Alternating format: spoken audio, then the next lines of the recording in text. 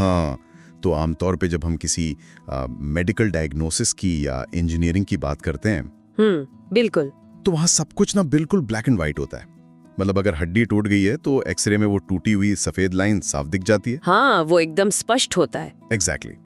और ये काफी सुकून भी देता है क्योंकि इंसानी दिमाग को चीजें साफ साफ देखने की, उन्हें अलग अलग खांचों में बांटने की आदत होती है। सही कहा, दिमाग को उलझन पसंद नहीं है। बिल्कुल नहीं। लेकिन जब डिजाइन और ब्रांडिंग की दुनिया में कदम रखा जाता है ना, तो वो एक्सरे मशीन अचानक काम करना बंद कर देती है। एकदम सही, वहाँ कोई ब्लैक एंड व्हाइट नहीं होता। हाँ, मतलब एक लोगो देखकर ये तुरंत नहीं कहा जा सकता कि ये साधारण सा डिजाइन $5 का है या इसके पीछे किसी एजेंसी को $5 मिलियन दिए गए हैं। और यही तो डिजाइन का सबसे रहस्यमयी हिस्सा है।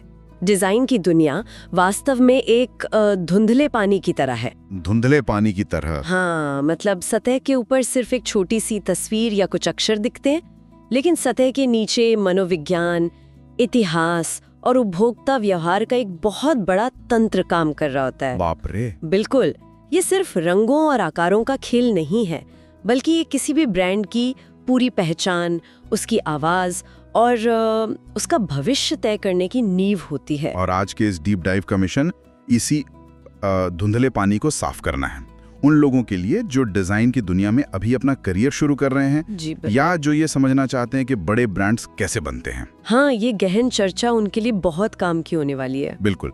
और आज का हमारा मुख्य स्रोत है एक बहुत ही बेहतरीन किताब, प्रिंसिपल्स ऑफ लोगो डिजाइन, और इसके chapter 2 types of logo design के आधार पर हम उन 9 मुख्य प्रकारों को डिकोड करेंगे जो दुनिया के हर छोटे बड़े ब्रांड का चेहरा बनाते हैं। और वो भी बिना किसी भारी भरकम जागन के। एग्जैक्टली। हम इस बात की तह तक जाएंगे कि ये डिजाइन काम कैसे करते हैं और सबसे जरूरी बात कि क्यों करते हैं। इस चैप्टर की सबसे खास बात यही है कि ये सिर्फ डिजाइनों की एक सूची नहीं पकड़ा देता, बल्कि ये सोचने पर मजबूर करता है कि एक डिजाइनर असल में किस चुनौती का सामना कर रहा है। मतलब समस्या क्या है जिसे डिजाइन के जरिए सुलझाना है। हाँ, जब इन 9 प्रकारों की कार्यप्रणाली समझ में आती है तो असल में ये समझ आता है कि इंसानी दिमाग कैसे काम करता है, वो किसी ब्रांड के साथ जुड़ता कैसे है। तो शुरुआत उन डिजाइनों से करते हैं जो रोजमर्रा की जिंदगी का सबसे बड़ा हिस्सा बन चुके हैं। मतलब हम हर दिन अपने फोन में, सड़कों पर, मॉल में इन्हें देखते हैं। आप पिक्टोरियल मार्क्स की बात कर रहे हैं? हाँ, पिक्टोरियल मार्क्स। जब हम इनकी बात करते हैं तो दिमाग में तुरंत एप्पल का वो कटा हुआ सेब या ट्विटर की चिड़िया उभर कर आती है, या स्टारबक्स की साइरन। बिल्कुल। स्रोत के अनुसार ये ऐसे लोग होते हैं जो ब्रांड की पहचान के रूप में एक अर्थपूर्ण आइकन का इस्तेमाल करते हैं। लेकिन यहाँ सबसे दिलचस्प बात यह है कि इन ब्रांड्स ने अपने नाम को पूरी तरह से हटा दिया है। हाँ, समय के साथ नाम गायब हो गया, जो कि मुझे लगता है एक बहुत बड़ा रिस्क है। मतलब बिना नाम के सिर्फ एक चित्र से करोड़ों अरबों का व्यापार चलाना। जोखिम तो है, लेकिन ये जोखिम तब उठाया जाता है जब ब्रांड को मूल सार इतना मजबूत हो कि वो किसी चित्र के जरिए सीधे या प्रतीकात्मक रूप से व्यक्त हो सके। मतलब चित्र ही खुद में काफी हो। एग्जैक्टली। पिक्टोरियल मार्क्स की ताकत उनकी तुरंत पहचाने जाने की क्षमता में है। जब एप्पल का लोगो सामने आता है तो दिमाग को APPLE पढ़ने की जरूरत नहीं होती। हाँ, वो तो है। वह छवि सीधे दिमाग के उस हिस्से से जुड़ती है जो आकारों को प्रोसेस करता है, और यह शब्दों को पढ़ने से कहीं ज्यादा तेज होता है। इसलिए वो इतना असरदार होता है। हाँ, बिल्कुल। और इसी वजह से एक डिजाइनर के तौर पर इन्हें अक्सर बहुत ही सामान्य या न्यूट्रल टाइपोग्राफी के साथ रखा जाता है, शुरुआत में कम से कम। ऐसा क्यों? मतलब चित्र के साथ कोई फैंसी फॉन्ट क्यों नहीं? क्योंकि अगर एक बहुत ही जटिल चित्र के साथ एक बहुत ही सजावटी फॉन्ट लगा दिया जाए तो देखने वाले के दिमाग पर कॉग्निटिव लोड यानी मानसिक दबाव बहुत बढ़ जाएगा। अच्छा, मतलब दिमाग को चित्र और टेक्स्ट दोनों समझने में मेहनत लगेगी। हाँ, डिजाइन बहुत ज्यादा भरा हुआ और बोझिल लगने लगेगा।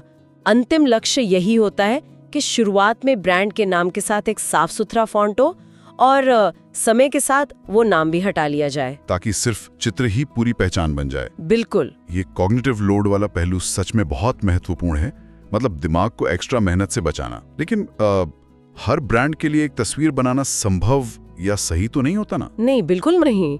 मतलब अगर कोई बहुत बड़ी टेक्नोलॉजी फर्म है या कोई ग्लोबल इन्वेस्टमेंट बैंक है, तो उनके लिए किसी पेड़ या जानवर की तस्वीर इस्तेमाल करना शायद उनके काम की गंभीरता को कम कर दे। एकदम सही। और शायद इसीलिए लेटर फॉर्म्स तस्वीर में आते हैं। लेटर फॉर्म्स, जैसे मैकडॉनल्ड्स का वो बड़ा सा पीला M। हाँ, मैकडॉनल्ड्स का M या एयरबीएनबी का A और टेस्ला का T। अगर इसे एक रोजमर्रा के उदाहरण से समझा जाए तो पिक्टोरियल मार्क्स एक तरह से चेहरे की तस्वीर की तरह हैं, जिसे देखकर कोई भी पहचान लेता है। और लेटर फॉर्म्स, जबकि लेटर फॉर्म्स किसी के हस्ताक्षर या सिग्नेचर के पहले अक्षर की तरह है, जो एक अधिक औपचारिक और अलग पहचान बनाते हैं। ये तुलना बहुत सटीक है। जब हम बड़े परिदृश्य में देखते हैं तो लेटर फॉर्म्स में जानकारी बहुत कम होती है। मतलब एक ही अक्षर है तो जानकारी तो कम होगी ही। हाँ, एक चित्र में भावनाएं होती हैं, रंग होते हैं और बहुत सारा कैरेक्टर होता है जो किसी एक खास दिशा में सोच को मोड़ सकता है। सही बात है। लेकिन लेटर फॉर्म्स बहुत अधिक न्यूट्रल होते हैं। टेक और फाइनेंस कंपनियों को अक्सर खुद को बहुत ही स्थिर, सुरक्षित और पेशेवर दिखाना होता है, इसीलिए वो लेटर फॉर्म्स चुनते हैं। बिल्कुल। एक स्पष्ट और मजबूत अक्षर एक टाइमलेस अपील देता है। वो समय के साथ पुराना नहीं पड़ता।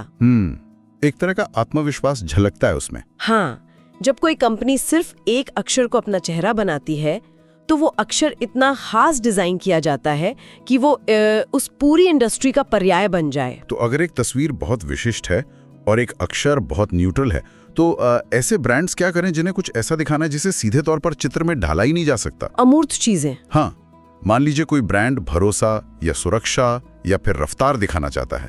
रफ्तार की तस्वीर कैसे खींची जा सकती है? ये एक बहुत बड़ी वैचारिक चुनौती होती है डिजाइनर्स के लिए। और यहीं पर मुझे लगता है एब्स्ट्रैक्ट मार्क्स और वर्ड मार्क्स की अहमियत समझ आती है। स्रोत के मुताबिक एब्स्ट्रैक्ट मार्क्स ब्रांड के विचार को एक अस्पष्ट और सब्जेक्टिव तरीके से दर्शाते हैं, जैसे नाइकी, एडिडास या चेस बैंक। हाँ, मित्सुबिशी भी शायद इसी में आता है। बिल्कुल। जब विश्वसनीयता या प्रगति जैसे अमूर्त शब्दों को विजुअल रूप देना हो तो कोई एक तय चित्र काम नहीं आता। तो फिर डिजाइनर क्या करते हैं? ऐसे में ब्रांड्स को एक ऐसा आकार बनाना पड़ता है जिसे वे खुद एक अर्थ दे सकें। मनोविज्ञान में इसे क्लासिकल कंडीशनिंग की तरह देखा जा सकता है। Classical conditioning? हाँ, जहां एक आकार के साथ बार बार एक भावना को जोड़ा जाता है। नाइकी का स्वूश इसका सबसे बेहतरीन उदाहरण है। हाँ, स्वूश अपने आप में कोई भौतिक वस्तु तो है नहीं। नहीं, बिल्कुल नहीं। वो सिर्फ गतिशीलता और रफ्तार का एहसास है।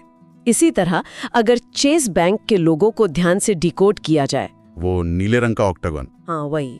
वो एक ऑक्टागन है जिसके 4 हिस्से आगे बढ़ने या फॉरवर्ड मोशन को दर्शाते हैं, और उसके ठीक बीच में जो सफेद हिस्सा है वो प्रगति और सुरक्षा का प्रतीक है। अरे वाह!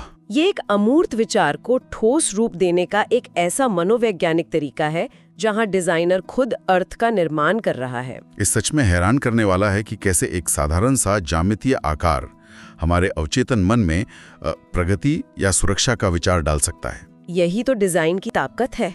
लेकिन कई बार ब्रांड्स किसी भी आकार या आइकन के झंझट में नहीं पड़ना चाहते। उन्हें चाहिए कि बस उनका नाम ही उनकी पहचान हो। वहाँ वर्ड मार्क्स या लोगो टाइप्स काम आते हैं। Exactly. FedEx, Google, Coca Cola, Disney, इनमें ब्रांड की पहचान सिर्फ अक्षरों के जरिए होती है। लेकिन यहाँ एक स्वाभाविक सवाल उठता है। क्या सवाल? अगर सिर्फ नाम ही टाइप करना है तो उसे बोरिंग होने से कैसे बचाया जाए? मतलब बस कीबोर्ड से नाम लिख देने से तो वो लोगो नहीं बन जाता ना। बिल्कुल नहीं, वो तो सिर्फ टेक्स्ट हुआ। अगर फेडेक्स का उदाहरण लिया जाए तो उसके डिजाइन में जो ई और एक्स के बीच छिपा हुआ तीर है वो एक बहुत ही चालाक विजुअल ट्रिक है। हाँ, वो तीर गति और डिलीवरी को दर्शाता है। तो इसे बोरिंग होने से बचाने का तरीका क्या है? एक वर्डमार्क को सफल बनाने के लिए ना टाइपोग्राफी में एक बहुत ही मजबूत और स्पष्ट चरित्र होना अनिवार्य है। अगर किसी बिल्कुल साधारण और साफ फॉन्ट का इस्तेमाल हो रहा है जिसे सेंस सेरिफ कहते हैं, सेंस सेरिफ, तो अक्षरों के बीच कोई दिलचस्प आकार शामिल करना बहुत जरूरी हो जाता है। तकनीकी भाषा में 2 अक्षरों के बीच के इस खास जुड़ाव या चिन्ह को लिगेचर कहते हैं। अच्छा, लिगेचर। हाँ, फेडेक्स का वो तीर इसी का एक रूप है। एक बार जब कोई उस तीर को देख लेता है तो वो उसे कभी भूल नहीं पाता। हाँ, मैंने जब पहली बार देखा था तो मेरा भी दिमाग घूम गया था। ये लोगों को याददाश्त में छापने का एक अचूक तरीका है। इसके अलावा B2B यानी बिजनेस टू बिजनेस ब्रांड्स के लिए एक्सट्रीम मिनिमलिज्म या अत्यधिक सरलता एक सोची समझी रणनीति होती है। एक्सट्रीम मिनिमलिज्म मतलब एकदम प्लेन। हाँ, आज के समय में जहाँ हर तरफ बहुत ज्यादा विजुअल शोर है, वहाँ एक बेहद साफ सुथरा और न्यूनतम डिजाइन ये संदेश देता है कि कंपनी बहुत सुलझी हुई है। मतलब उनके काम में कोई उलझन नहीं है। बिल्कुल, वे सीधे मुद्दे की बात करते हैं। ये एक अलग ही तरह की वैचारिक परिष्कृतता दिखाता है।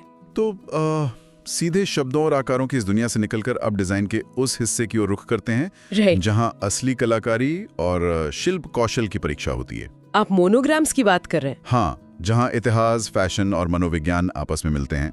स्रोत बताता है कि मोनोग्राम्स ब्रांड के 2 या उससे अधिक शुरुआती अक्षरों का कलात्मक मेल होते हैं, जैसे हेवलेट पैकर्ड या लुई विटॉन। वार्नर ब्रदर्स और फॉक्सवैगन भी इसके बेहतरीन उदाहरण हैं। ये डिजाइन आम अक्षरों से थोड़ा अलग एहसास देता है ना, जैसे इसके पीछे कोई गहरी विरासत छिपी हो। इसकी विरासत वास्तव में बहुत गहरी है। मोनोग्राम्स का इतिहास बहुत पुराना है। कितना पुराना? ऐतिहासिक रूप से यह सबसे पहले प्राचीन सिक्कों पर दिखाई देते थे, जो किसी शहर या शासक के नाम के पहले 2 अक्षरों को दर्शाते थे। अच्छा, सिक्कों पर? हाँ, समय के साथ राजघरानों और सम्राटों ने अपने पारिवारिक चिन्हों और मोहरों पर अपने शुरुआती अक्षरों के मोनोग्राम्स का इस्तेमाल करना शुरू कर दिया। तो ये एक तरह से सत्ता और प्रामाणिकता का प्रतीक बन गया। एग्जैक्टली। और आज फैशन इंडस्ट्री में इसका सबसे ज्यादा बोलबाला होने का कारण भी यही है। क्योंकि वहाँ तो डिजाइनर का नाम ही ब्रांड होता है। एग्जैक्टली। वहाँ एक मोनोग्राम उस उत्पाद को एक शाही, प्रीमियम और एक्सक्लूसिव एहसास देता है। ये सिर्फ 2 अक्षरों का मिलन नहीं है, बल्कि एक पूरी जीवन शैली का प्रतीक है। ये ऐतिहासिक संदर्भ बहुत सी चीजें साफ कर देता है। लेकिन अगर इसे डिजाइन की व्यवहारिकता की कसौटी पर परखा जाए तो क्या किन्हीं भी 2 अक्षरों को मिलाकर एक बेहतरीन मोनोग्राम बनाया जा सकता है? मान लीजिए किसी नए ब्रांड का नाम आइसलैंड है, तो क्या आई और एल को मिलाकर कोई ऐसा डिजाइन बन सकता है जो लुई विटॉन के एलवी जैसी टक्कर दे सके? ये एक बहुत ही शानदार तकनीकी चुनौती है जो हर डिजाइनर के सामने आती है। मतलब अक्षरों की अपनी बनावट भी तो एक रुकावट बन सकती है ना? बिल्कुल। स्रोत भी इसी बात पर जोर देता है कि कुछ अक्षरों को आपस में गूंथना बहुत आसान होता है और कुछ को बेहद मुश्किल। ऐसा क्यों? क्योंकि अक्षरों की अपनी एक एनाटॉमी होती है। आई या एल जैसे अक्षरों का ढांचा इतना सरल, सीधा और लंबवत होता है कि उनमें विजुअल रूप से खेलने की गुंजाइश बहुत कम होती है। हाँ, वो तो बस सीधी लकीरें हैं। सही कहा। दृष्टिगत रूप से ये बहुत अमीर नहीं होते। इसके विपरीत अगर एस, डब्ल्यू या ए जैसे जटिल ढांचे वाले अक्षरों को देखा जाए तो उनके घुमाव, उनके कोण और उनकी बनावट एक डिजाइनर को बहुत आजादी देते हैं। अच्छा, तो उन्हें आसानी से एक दूसरे के साथ फंसाया जा सकता है। हाँ, जिससे एक बेहद संतुलित और आकर्षक मोनोग्राम तैयार होता है। सच कहूं तो हर अक्षर दूसरे अक्षर के साथ दोस्ती नहीं कर सकता। हाँ, अक्षरों की ये दोस्ती और दुश्मनी डिजाइन को एक नया ही आयाम देती है। और इसी आयाम से जुड़ा हुआ एक और डिजाइन है जो शायद मुझे सबसे रोमांचक और चुनौतीपूर्ण लगता है। Negative space marks. हाँ, नेगेटिव स्पेस मार्क्स। ये किसी बेहतरीन ऑप्टिकल इल्यूजन या दृष्टिभ्रम की तरह है। किसी भी आकार के आसपास या उसके अंदर की जो खाली जगह होती है उसे नेगेटिव स्पेस कहते हैं। बिल्कुल। और जब कोई डिजाइनर उस खाली जगह से ही पूरी कहानी कह दे तो वो किसी जादू से कम नहीं लगता। इस जादू के पीछे मनोविज्ञान की एक बहुत ही ठोस नींव है। कैसी नींव? जिसे गेस्टाल्ट थ्योरी कहा जाता है। Gestalt theory? हाँ, गेस्टाल्ट मनोविज्ञान ये मानता है कि इंसानी दिमाग चीजों को अलग अलग हिस्सों में देखने के बजाय उन्हें एक संपूर्ण रूप में देखने की कोशिश करता है। तो सिद्धांत क्या है? सिद्धांत यह है कि एक संगठित संपूर्ण उसके हिस्सों के योग से कहीं बड़ा होता है। अच्छा, मतलब जब डिजाइनर नेगेटिव स्पेस का इस्तेमाल करके कई अलग-अलग तत्वों को एक ही आकार में मिलाते हैं तो हमारा दिमाग खाली जगहों को खुद ब खुद भरकर एक पूरा चित्र बना लेता है। दिमाग को पहेलियां सुलझाना पसंद है ना? हाँ, वो तो है। और जब वो लोगों में छिपे अर्थ को खुद खोजता है तो वो उस ब्रांड के साथ एक गहरा जुड़ाव महसूस करता है। इसका मतलब है कि डिजाइनर आधा काम करता है और बाकी का आधा काम देखने वाले का दिमाग खुद पूरा कर लेता है। ये एक तरह की मानसिक भागीदारी है। बिल्कुल सही कहा। एक अच्छे नेगेटिव स्पेस लोगों में दो पहचाने जाने वाले आकार आपस में सामंजस्य के साथ जुड़े होते हैं, एक पॉजिटिव और एक नेगेटिव। जैसे कोई उदाहरण? अगर एक सेब और एक पत्ते के आकार को मिलाना हो तो सेब का अपना एक बहुत ही सरल और स्पष्ट आकार होता है। हाँ। पत्ते का भी अपना एक विशिष्ट ज्यामितीय आकार होता है। जब इन दोनों को इस चतुराई से मिलाया जाता है कि एक का पॉजिटिव स्पेस दूसरे का नेगेटिव स्पेस बन जाए, तभी एक सफल डिजाइन उभरता है। ये बहुत मुश्किल लगता है सुनने में। सबसे मुश्किल है, क्योंकि इसमें दो बिल्कुल अलग आकारों को बिना किसी जोर जबरदस्ती के बहुत ही सहज तरीके से मिलाना होता है। हाँ, अगर जरा सी भी चूक हुई तो डिजाइन भद्दा और उलझावा लग सकता है। एकदम सही। तो अब तक की चर्चा में एक लोगो के बनने और उसके मनोवैज्ञानिक असर की बहुत सी परतें खल चुकी हैं। लेकिन कहानी यही खत्म नहीं होती। जब कोई ब्रांड सिर्फ एक उत्पाद या एक शहर तक सीमित नहीं रहता, बल्कि कई अलग अलग क्षेत्रों और पूरी दुनिया में फैल जाता है, तो डिजाइन की चुनौतियां भी बदल जाती हैं। हाँ, स्केल बढ़ जाता है। एक युवा डिजाइनर को यह समझना होगा कि डिजाइन को अलग अलग माध्यमों पर कैसे फैलाया जाए। यहीं पर बात आती है लोगो सिस्टम की, पिक्टोग्राम्स और पैटर्न्स की। बिल्कुल। तो जब कोई ब्रांड बहुत बड़ा हो जाता है तो क्या सिर्फ एक लोगो काफी होता है? नहीं, एक स्तर के बाद सिर्फ एक लोगो काफी नहीं होता। जब एक मूल ब्रांड के तहत कई सारे सब्सिडियरी ब्रांड्स या उप ब्रांड्स बनते हैं, तब एक पूरे लोगो सिस्टम की जरूरत होती है। लोगो सिस्टम मतलब अलग अलग लोगों का एक परिवार? हाँ, आमतौर पर मूल ब्रांड का मुख्य चिन्ह वही रहता है, लेकिन अलग अलग सब ब्रांड्स को उनकी अलग पहचान देने के लिए रंग या फॉन्ट का वजन या नाम के कुछ हिस्से बदल दिए जाते हैं। जैसे फेडेक्स एक्सप्रेस और फेडेक्स ग्राउंड? बेहतरीन उदाहरण। एक डिजाइनर के लिए ये सबसे जटिल कामों में से एक है, क्योंकि इसमें एक खास विजुअल भाषा विकसित करनी होती है। निरंतरता बनाए रखना सबसे जरूरी सिद्धांत है इसमें शायद। एग्जैक्टली। अगर एक सब ब्रांड का डिजाइन मूल ब्रांड से बहुत ज्यादा अलग हो गया तो वह अपनी पहचान खो देगा। और अगर बिल्कुल समान रहा तो दोनों में कोई फर्क ही नहीं बचेगा। बिल्कुल। एक यूनिफाइड लुक बनाए रखते हुए विविधता देना एक बहुत बारीक संतुलन का काम है। और इसी ग्लोबल अपील और बड़े पैमाने की बात करें तो पिक्टोग्राम्स का जिक्र आना लाजमी है। हाँ, सार्वभौमिक प्रतीक। ये एक तरह से ऐसे प्रतीक हैं कि आप दुनिया के किसी भी कोने में चले जाएं, चाहे कोई भी भाषा बोली जाती हो, एक घर का आइकन या एक लिफाफे का आइकन हर कोई समझ जाता है। पिक्टोग्राम्स असल में संचार का सबसे शुद्ध रूप है। इन्हें अक्सर एक वैश्विक लेखन प्रणाली का हिस्सा माना जाता है। मतलब ये ऐसे चित्र हैं जो बिना किसी शब्द के सीधे एक विचार को दर्शाते हैं। हाँ, इनमें लाइन, सर्कल या स्क्वायर जैसे एकदम प्राथमिक डिजाइन तत्वों का उपयोग होता है। पिक्टोग्राम्स की सबसे खास बात उनकी तरलता या अनुकूलन क्षमता होती है। अनुकूलन क्षमता से आपका क्या मतलब है? मतलब रंग या आकार में छोटे बदलाव से इनका मतलब खत्म नहीं होता। एक लिफाफे का आइकन चाहे नीले रंग का हो या काले रंग का, मोटे लाइनों से बना हो या पतले, उसका मतलब हमेशा ईमेल या संदेश ही रहता है। बिल्कुल। ये सार्वभौमिक का एक बेहतरीन पिक्टोग्राम की सबसे बड़ी ताकत है। अब डिजाइन के उस हिस्से पर आते हैं जो शायद लोगों के बाद ब्रांड की पहचान में सबसे ज्यादा जगह घेरता है। पैटर्न्स। हाँ, पैटर्न्स एज आइडेंटिटी एलिमेंट्स। कई ब्रांड्स की पहचान सिर्फ उनके लोगो से नहीं बल्कि एक खास पैटर्न से भी होती है। सही कहा। ये पैटर्न उनके बिजनेस कार्ड पैकेजिंग, वेबसाइट के बैकग्राउंड और यहाँ तक कि हवाई जहाज के पिछले हिस्से तक पर प्रिंट किया जाता है। तो मेरा सवाल ये है कि क्या ये पैटर्न सिर्फ खाली जगह को भरने और सजावट के लिए होते हैं? नहीं, पैटर्न को सिर्फ सजावट समझना एक बहुत बड़ी भूल होगी। तो इनका ब्रांड की मूल पहचान से कोई सीधा रिश्ता होता है? बिल्कुल। ब्रांड आइडेंटिटी के हिस्से के रूप में एक पैटर्न का काम लोगों की नकल किए बिना उसे पूरा करना है। यह ब्रांड के माहौल का विस्तार है। अच्छा, कैसे? कई बार लोगों के ही कुछ ज्यामितीय हिस्सों को निकालकर उन्हें दोहराकर एक पैटर्न का रूप दे दिया जाता है।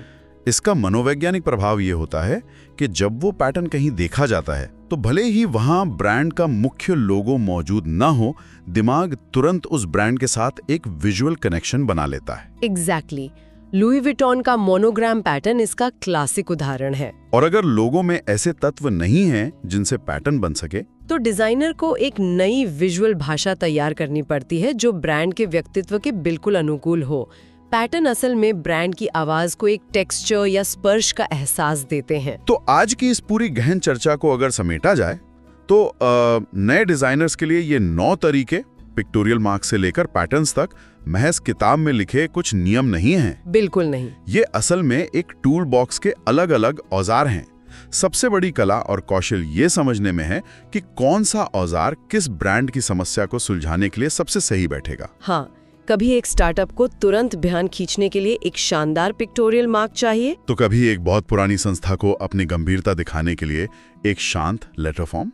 डिजाइन महज एक सुंदर चित्र बनाने की कला नहीं है, ये एक उद्देश्यपूर्ण संचार है। यह समस्याओं को सुलझाने का एक विजुअल तरीका है।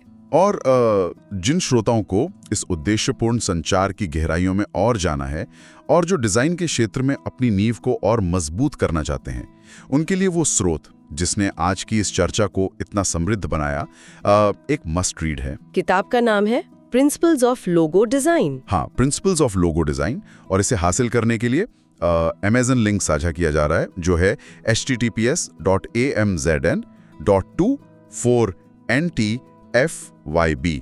श्रोता नीचे डिस्क्रिप्शन में दिए गए इस बुक लिंक के QR कोड को स्कैन करके ये किताब आसानी से खरीद सकते हैं। बिल्कुल। और इसके साथ ही ऐसे ही और टेक्निकल डिजाइन ब्रेकडाउन और करियर बिल्डिंग कंटेंट के लिए हमारे इस शो को फॉलो करना बिल्कुल ना भूलें। ये बहुत जरूरी है। तो जाने से पहले एक ऐसा विचार जो शायद आज की इस पूरी चर्चा को भविष्य के आईने में देखने पर मजबूर कर दे। हाँ, आज हमने बात की नेगेटिव स्पेस, मोनोग्राम्स और फिक्स्ड पैटर्न्स की, जो इंसानी दिमाग और कला का बेहतरीन नमूना है।